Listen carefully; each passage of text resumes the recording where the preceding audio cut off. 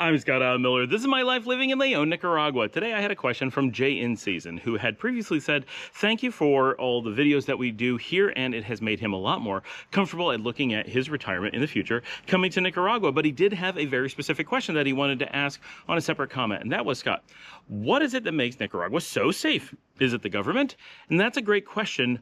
However, I think it may be a little bit misleading as to what people think. Is Nicaragua really so safe? We're going to answer that and explain what we mean right after the bump.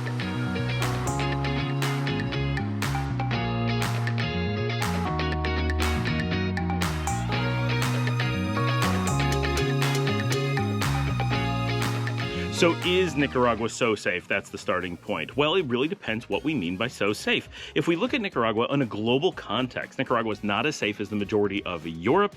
It is a little bit, but only a small amount, safer than the United States, for example. It is, yes, it's the safest immediately in the region when you consider all things, including slightly less violent crimes, right? It's the safest, but is it so safe? Well, when we look at it within a Latin American context, it's very much in line or even slightly more dangerous than, say, Argentina or Chile, about the same as Paraguay. So when we look at it in that context, it's not really so safe, it's just safe. All those countries are quite safe and very great places to go, but we don't think of them as so safe. It's something about Nicaragua makes us think that. So what is that thing? And the reality is that Nicaragua is very reasonably safe, but it is surrounded by countries that are generally quite dangerous. And so understanding why they're dangerous and then understanding why Nicaragua is not part of their group when it comes to safety is really the thing we have to answer. And of course, in any country, government plays a role in overall safety. You can't isolate one from the other. So the actions of a government, the policies of a government will at least eventually contribute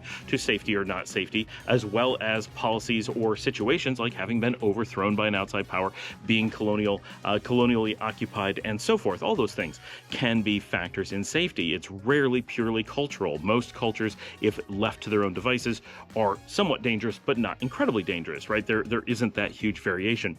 In general, once in a while, you do get it, but it's pretty rare. So here in the region, we would expect Nicaragua to be in line with all of its sibling countries. It doesn't have a real unique racial group. It doesn't have a real unique history. Something is making it different. So what is that? So let's go country by country real quickly. So first of all, Canada and the United States have their own isolated violence and danger kind of situation. They're related. Obviously, one is much safer than the other, but they have similar patterns. Like the North American countries basically have a cultural amount of danger combined with access to money and so forth. And the things that really drive the biggest problems are political instability, political dystopian kind of concerns, and of course, income disparity. Income disparity is a large driver in a lot of localized violent crime. Generally not societal violent crime, but tactical, like on the ground, boots on the ground violent crime.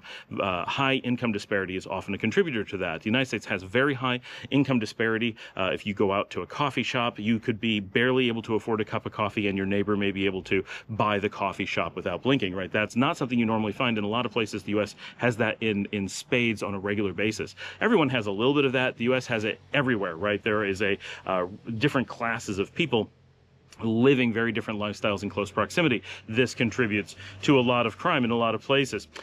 When we move down to Mexico, to Honduras, that entire region has some real basic shared violent crime contributing factors. And those are all of those countries were either overthrown and controlled by the United States and or were forcibly pressured to accept the cartels, right? So all of that zone, Honduras, El Salvador, Guatemala, Mexico, and to some degree Belize, which has a shared history with Guatemala and is part of the Commonwealth, which is often very dangerous and is incredibly poor and has massive disparity, right? So it's a little bit an aside, but all of these have extremely high crime rates. El Salvador, for the moment, doesn't have violent crime, but has some other things going on. All of them are heavily either completely colonized by the United States, right? The U.S. has come in and overthrown their governments and put dictators in place and doesn't allow the people to run their own countries, and in doing so managed to forcibly put the cartels into power. Mexico did not have the same effect, but it's where the cartels started, and because of its proximity to the U.S., the cartels got a really big foothold and control large swaths of the country. And so all of those regions have this shared drug trade, drug finance fueled background of violent crime that is all being powered by the U.S., right? The U.S. has put that in place throughout that region. So we expect that region to struggle. Now, the U.S. did not do the same thing in northern South America, right? Those regions, to the best of our knowledge, grew the drug trade simply because that's where it was able to be grown, and there was so much money in selling it that it just kind of popped up organically, right? There's an opportunity to sell it, so at some point, lots of money makes things happen. But in northern Latin America, those things didn't happen organically. All those countries wanted to stop that from happening. They weren't the ones getting the benefits of growing and selling the drugs. They were just transit points, so they didn't have that financial incentive to become very violent or to allow the drug trade to overtake them. So the U.S. had to come in, and yeah, it came in before that, right, with the banana republics and all those kinds of things. But the U.S. has heavily taken away the rights of self-governance, and when foreign powers govern a place, they don't care about violent crime to the local population. They don't care who gets hurt because that's not their people, right? They're just there for their own sake. They're already hurting the people of that place, right? The U.S. waged war in all these countries. It killed people. It assassinated people. So clearly, keeping the people safe was never part of America's concern in being involved in the region. It was there to make money off of these countries, and so they continue to suffer from that. Costa Rica is different. Costa Rica is more of a current colony of the U.S. voluntarily, kind of, in a sort of, right, they just allow tons of Americans in to the point where it feels like a colony. They're not technically beholden to the U.S., but culturally, they have that effect, right? So when you go to Costa Rica, you have this super close ties to the U.S., you have a constant trade back and forth, and that has not led to a drug trade related crime. That is different, right? It's not on the route, really, of moving drugs through. It doesn't make sense because, as you'll see, it doesn't have any great connections for the drug trade. And instead, it has a much lower violent crime rate than those other countries, but it has so many tourists, so much of American culturalism flooding into the country that tourist-based crime has created a situation where it's not terrible, but it's much higher than Nicaragua. It's higher than you would expect naturally for the region. So they have their own crime kind of thing. Panama has a different source of the majority of its crime, partially because of high income disparity. That's a factor, partially because of very different cultural worlds that are mashed together, partially because of an incredibly high immigrant rate. They have a lot of different factors, and their crime is just kind of middle ground, right? It's higher than here, but it's not super high, so it's more or less explainable. Northern South America, again, has different types of drug cartels, but those exist, so that's a very big source of violent crime there. And then the rest of South America is generally quite safe, with the exception of like Rio de Janeiro and in some areas like that. But in general, South America, when it doesn't have the cartels involved, is a very, very safe region. So given all that, where does Nicaragua fall in this? Well, so Nicaragua has had, right, tons of manipulation from the United States historically, but unlike most of the countries in the region, Nicaragua quite violently and strongly threw off the shackles of American oversight and became a completely sovereign country. Yes, it happened pretty recently, but their breaking free of the U.S.'s power was a much more dramatic thing than most countries. Most of the countries kind of over time slowly managed to separate themselves, whereas Nicaragua actually had a revolution and actually very, very definitively have a date that they celebrate no longer being an occupied country by the U.S. At that time, they took very concrete action to stand up to the U.S. And luckily they did this before the cartels started moving in, right? So at the time in history that this happens is very important. Had Nicaragua not done this for 20 more years, the cartels would have already been entrenched, and kicking the U.S. out would not have dealt with the cartels. But because they kicked them out before the cartels came in, the cartels never had a chance to move in. Nicaragua became essentially a drug traffic-free zone. Yes, the waters outside the country, boats are running past all the time trying to get drugs past before they get caught by the small Nicaraguan Navy. Yes, like drugs transit through the zone, but they don't really transit through the country. There's so many checkpoints. They're so serious about catching those things. Some, of course, make it through, but there isn't this localized cartel running things, right? It is a zone that anyone who wants to pass drugs through has to very carefully run quickly from border to border and hope that they don't get stopped in between. So it's a very different thing, right? There isn't any look the other way. There isn't any working with foreign governments to secretly allow these organizations in that then allow all this crime to happen. And not that other countries did that intentionally. It happened under foreign powers making those decisions in most cases. And then they were stuck with those decisions later. It's too late. They have no way to figure out how to fix it. And that's what El Salvador is trying to do, right? Trying to fix it once it already happened. So they're in a very different boat than Nicaragua that was able to stop it from ever happening in the first place. So you can call that the actions of the government keeping the United States out, keeping them at arm's length, not allowing the pressure from CIA and other organizations to put these cartels into place and have this kind of shadow government controlling the region. They managed to stop that here, right? And then again, much of it was happenstance. They got lucky as to when they were able to do these things. They were lucky that they are very lucky, and this sounds terrible. They're very lucky that the Contra War kept them at full military resistance to the United States during the 1980s, so that there wasn't an opportunity for a soft pressure from the cartels, from the CIA to maneuver those things in, because there was an active war that actually provided a lot of long-term protection. And so Nicaragua has experienced decades of safety where other countries have experienced decades of high violent crime, simply because they were willing to fight a war when others didn't have the opportunity or weren't willing to or weren't able to. And so that legacy is super important. And then on top of that, you have a culture that identifies very strongly as one culture. People see themselves as Nicaraguan. So you're less likely to commit violent crime against your neighbors because they're your family, right? Maybe not your family, but they're your Nicaraguan family. We're all in this together. We're a small country.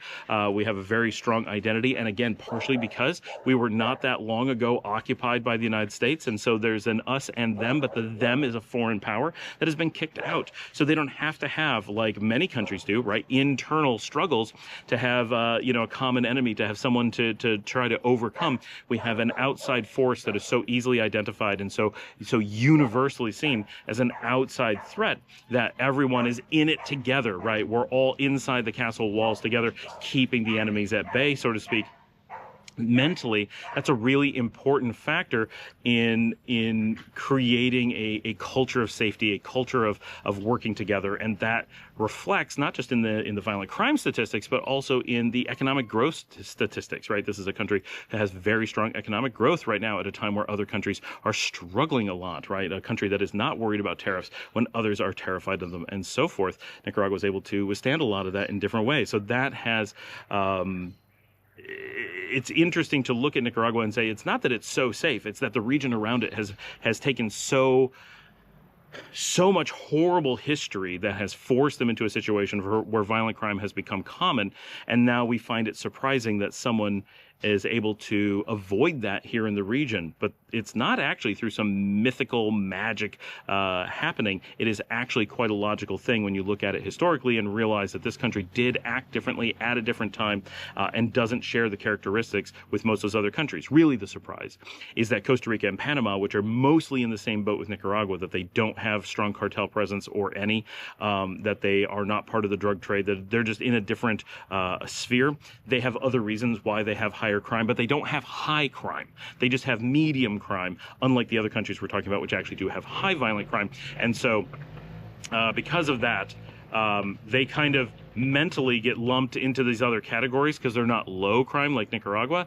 but in reality it is three separate zones, and that helps make it clear that there's a medium just because they're rich with high disparity. And then that disparity is another factor here in Nicaragua. While there is some income disparity, we have some billionaires, right? The majority of the population, the people you actually see out and about in life, do not have these dramatic separate classes of citizenship, right? There are poor and there are middle class and there are some who are wealthy, but the differences between the poor and the wealthy isn't that great. We don't have people who are bringing in millions of dollars a month typically. Some of the richest people, like living here in Leon, some of the richest people you will meet are just barely into pushing $10,000 a month of income, right? Which is a very, very high income here in Nicaragua. But if you're in the United States, the poorest people are still at zero.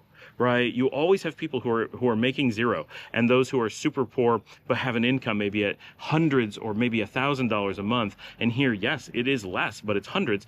People are able to survive. They're able to put a roof over their head and so forth. And those that are making, several $1,000s per month, yes, they can do all kinds of things, buy cars, have multiple houses, but it's not the same gap as someone who's making 1,000 and someone who's making 10 million a month.